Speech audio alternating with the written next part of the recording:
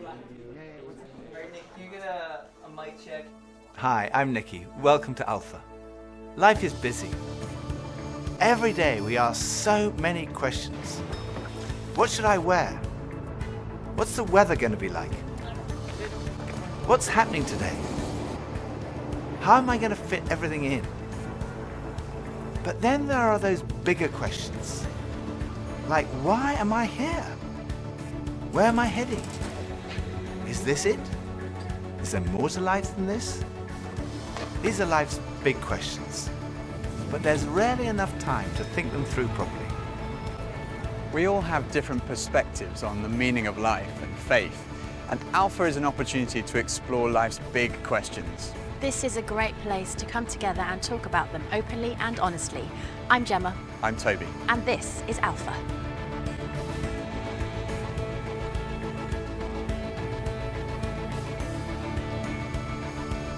I go on Google. I definitely Google. I go on Wikipedia. Internet. I scroll through all the different answers and then I try and combine it and then make my own kind of like cornerstone. Or smart friends. I don't ask big life questions. It's too hard to answer. Google or my grandmother. I meditate or I read. When I have a big life questions, I probably go to my family. I haven't really had any massive ones yet. It's my mom or my dad, basically. My mom or my dad, maybe my gran. I get most of my answers from the library in any section there because I don't really trust the people that I'm around. The key is always to yourself. You got to figure some things out for yourself. If I'm confused, I go to him first. And he confuses me more. But when it's something more personal, I try to find it within myself first. Friends of mine told me that the first night they came to Alfa, they sat in their car for half an hour waiting and watching people going in. And eventually when they'd seen enough normal looking people going in, they thought they'd give it a try. And one thing that might be going through your mind is, am I going to be the only one there who doesn't believe all this stuff, who's not a Christian, that doesn't go to church? Well, if that's you, then you're in the right place. Alfa is designed for people who wouldn't call themselves Christians or who are not regular churchgoers. It might feel a bit strange to be discussing life and faith with people that you've never met before, but the best thing about Alfa is often the great friendships that are formed over the weeks. For much of my life, I was not remotely interested in Christianity. In fact, I don't think I'd ever come to something like Alfa. I was not brought up as a Christian. My father was a secular Jew. He was an agnostic, and my mother didn't go to church, and I had no interest at all in Christianity. First of all, I just thought it was so boring. Everything to me about church, Christianity, religion was just dull and dreary. And it kind of made me feel a little bit guilty. I didn't know why, but I just didn't want to have anything to do with it. And I also thought it was untrue. I thought I'd sort of thought it through, and I'd come up with these intellectual objections, and I called myself, very pretentiously, I called myself a logical determinist. And I quite enjoyed arguing with people who called themselves Christians. And at university I had a bit of a reputation for being an argumentative atheist. And I also thought it was irrelevant to my life. I couldn't see how someone who'd lived 2,000 years ago, 2,000 miles away, could have any relevance to my life today. It just seemed outdated and irrelevant. But at the same time, looking back now, I would say something was missing. I say that because I don't think I was living in the moment. I was always looking forward to the next thing in life. So when I was at school, I was thinking, when I finish my exams, maybe that will be when I'm going to really start to enjoy life. I finished my exams, and then after about 3 weeks, I started to think there's got to be more to life than this. And I thought, well, maybe when I've left school, that will be what life's all about. And then I left school, and after about 3 weeks, I started to think, there's got to be more to life than this. I thought, well, maybe the answer is to get a girlfriend.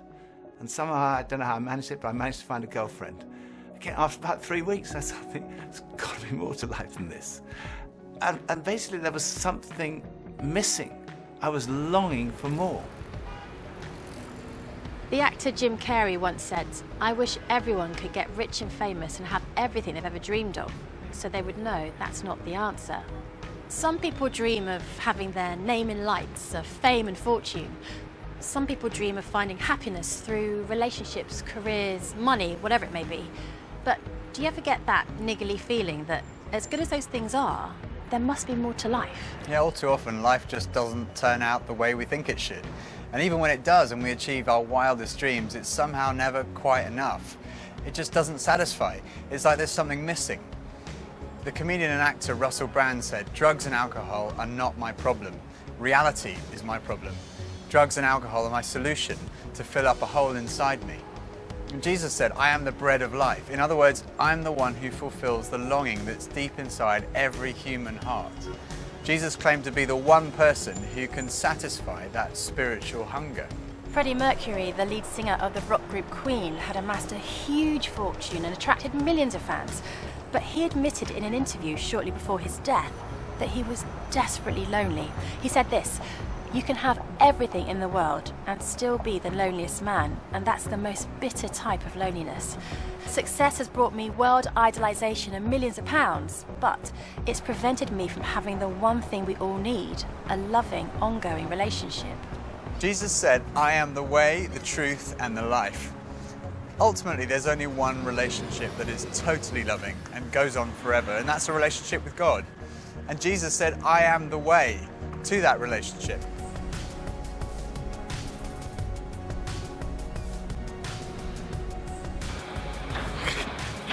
Maybe money? What makes me happy? Music. Music, ice cream, and cheese. Sleep makes me happy. Going to the gym, seeing my friends, going to the pub, playing football. Dogs. Alcohol. Women. Pretty much. The idea of life in general makes me happy. Clothes. Women. More to life than this? Sure.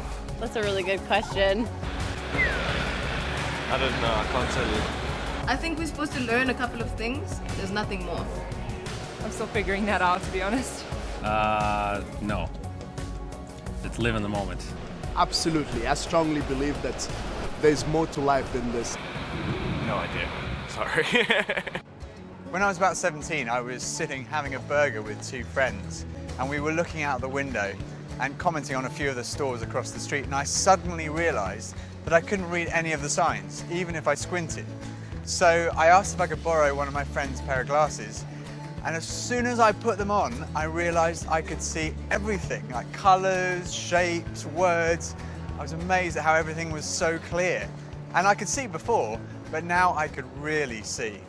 And to me, that's the best way to describe the difference that Jesus makes. Jesus is the lens through which we see God. And he's also the lens by which we see the world in a totally different way.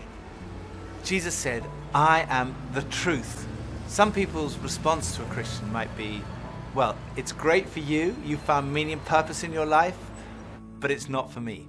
But when you think about it, that's not actually a logical position, because if Christianity is true, it's of vital importance to every one of us.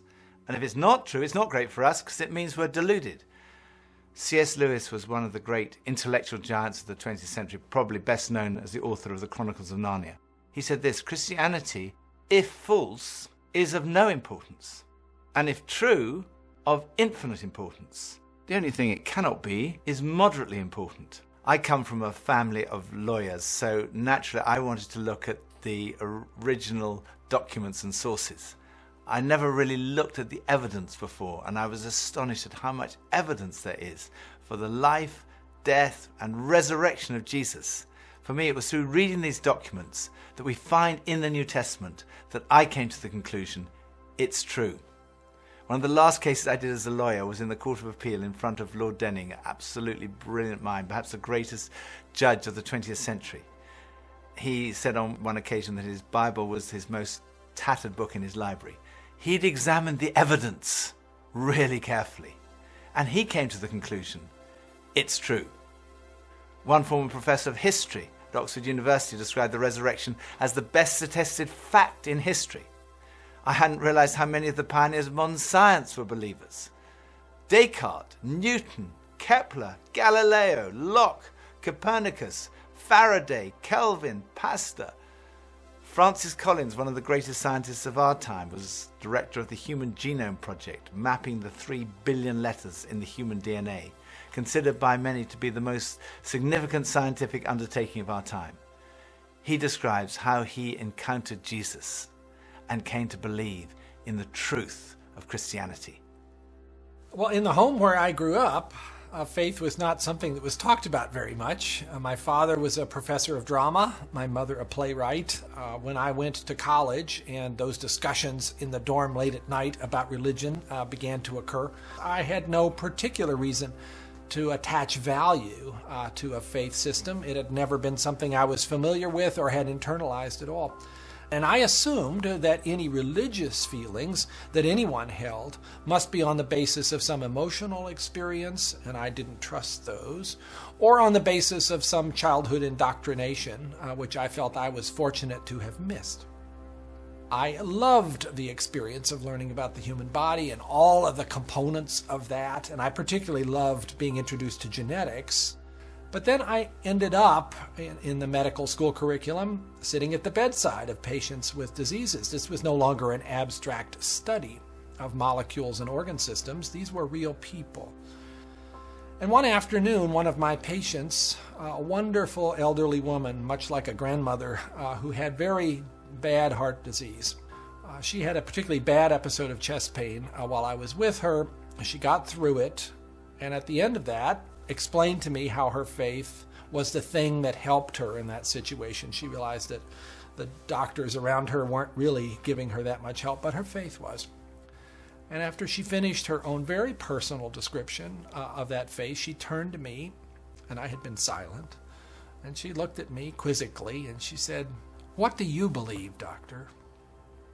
And ultimately, I had to admit to myself that her question had made me realize that I had arrived at an answer to the most important issue that we humans ever deal with. Is there a God? And I had arrived there without ever really looking at the evidence. And I was supposed to be a scientist. If there's one thing scientists claim they do is to arrive at conclusions based upon evidence. And I hadn't taken the trouble to do that. I was greatly assisted by a pastor who lived down the road, who I went and asked about all this, and who gave me a copy of C.S. Lewis's wonderful book, Mere Christianity. Because here was an Oxford scholar, a prodigiously developed intellect, who had traveled the same path. Within those pages, I realized for the first time that one can come to belief on a rational basis, and that in fact, given the many pointers that one sees around oneself in terms of the universe and it having a beginning, and its fine-tuning in terms of the way in which all those constants that determine the behavior of matter and energy seem to have been set just in a certain very precise range to make life possible. And many other things, including my beloved mathematics and why they actually work anyway to describe the universe, something that makes you think the Creator must have been a mathematician.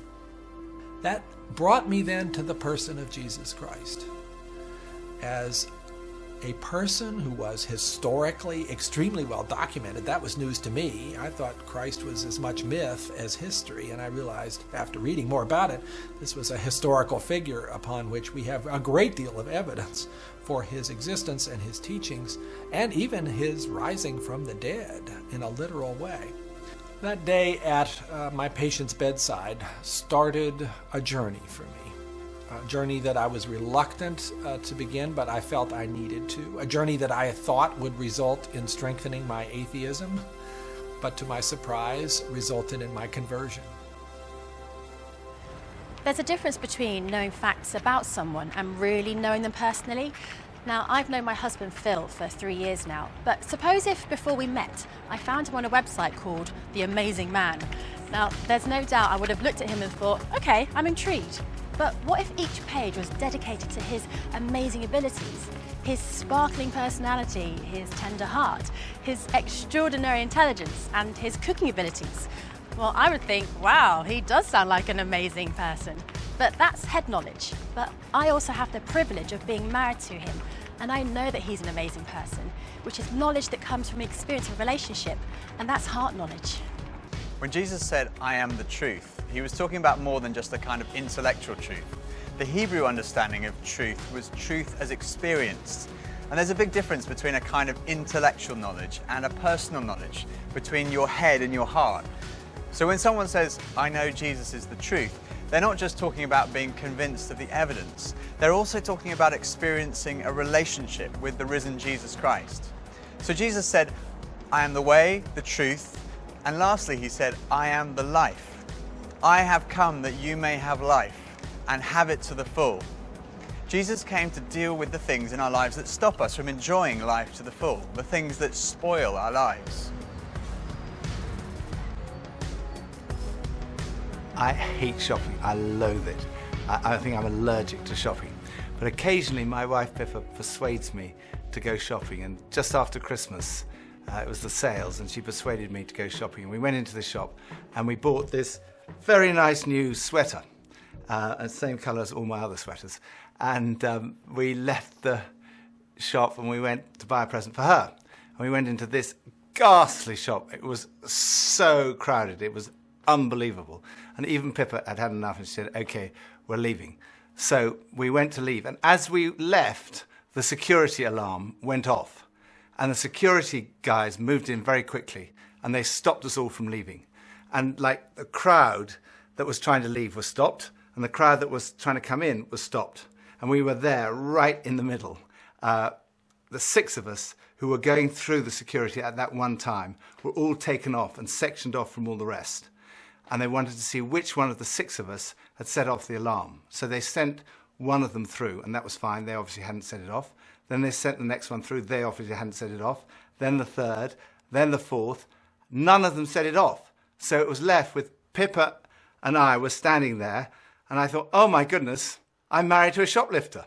It must be Pippa who's got set off the alarm. So they sent her through, and she didn't set it off. So I thought, oh my goodness, I've obviously got something. Someone must have planted something on me. I'm going to be arrested. I'm going to be sent to prison. All the crowd were watching, both sides. They were just watching this criminal who'd been caught going through. So they went through, and as I went through, the alarm went off. They took me to the side. They opened up my rucksack on my back, and there they found this sweater from the other shop with the tags still on it. I felt so guilty. That was like false guilt. I also sometimes experience true feelings of guilt because I do things that are not right, that are not good. And this is the wonderful news that God loves you and he loves me. God came in the person of his Son, Jesus Christ, to die for you and for me. And on the cross, he took all of your guilt, all of my guilt, everything you've ever done wrong, everything I've ever done wrong, said wrong, thought wrong, and he died in our place in order that we could be forgiven. And forgiveness, C.S. Lewis said, it's like a recording of our life wiped completely clean. And when we receive that forgiveness, we find life, and life in all its fullness. And that's what Jesus wants for you and for me. Life in all its fullness. Life at its very, very best. I think for so many years, I always just strived to be strong in myself. And it was as if that all I needed was me and my buddies and, we'd be like invincible. But the truth is, none of us are. And I don't want to do this thing called life. I don't want to do it on my own.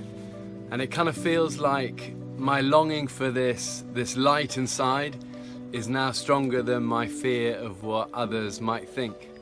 And people often ask, well, doesn't that make faith like a crutch? And, well, maybe, but, what does a crutch do? A crutch helps you stand, and it makes you stronger. And in that case, sure, I need a bit of that. But especially when it's so much more than that. When this faith inside is also like a backbone, helping me stand tall and helping me be strong when I'm really up against it, facing those odds, whether it's on a mountain or stuck in some jungle or just dealing with the storms, with the storms of life. Sure, I need it, I need that. But at heart, my Christian faith says that I'm known to Christ, bought at a price, blessed with light. Faith says that we're loved, regardless of our mess, regardless of how many times we fall down, and that Jesus somehow picks me up. And sure, I'll reach out to that. Why wouldn't I? I used to think Christianity was boring, untrue, and irrelevant. But when I read about Jesus, I realized he was anything but. Jesus said he's the way to God. He's the one who brings meaning and purpose to your life. He said he's the truth. He said he's the life, that true fulfillment is found in a relationship with God through him. Alfa is a place where you can be yourself. You can say what you think and challenge everything.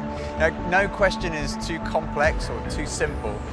And what your point of view is as important as anyone else's. And over the weeks ahead, we are going on a journey together, an adventure to explore the questions of life, faith, and meaning. Think of it this way. If you live to be 70, you're going to spend 20 years and 3 months asleep, 10 years and 5 months watching TV, 5 years and 9 months in some form of transportation, 7 years and 6 months eating and drinking. You have approximately 570,000 hours left to live. So why not spend less than 24 of them asking life's biggest questions? Welcome to Alfa.